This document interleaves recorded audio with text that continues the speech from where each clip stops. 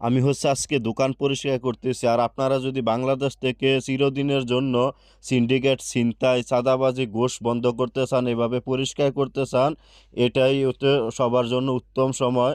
আপনারা একটি ভালো সৎ লোককে যদি গদিতে বসাইতে পারেন, বাংলাদেশের ভিতরে কোনো কিছুতে সিন্ডিকেট থাকবে না। আর যদি সিন্ডিকেট না থাকে, সাধারণ জনগণ এই পর্যন্ত প্রায় ২০ বছর হয়েছে ইলিশ মাছ খাইতে পারে নাই। যাদের কালো টাকা আছে, কোটি কোটি টাকার মালিক, তারা হয়তো খাইতে পারে, কিন্তু আপনি কিন্তু খাইতে পারতেছি না। তো আপনারা যারা দল করেন, যেই দল করেন আমার ভাই, আপনাদের প্রতি কোনো নাই।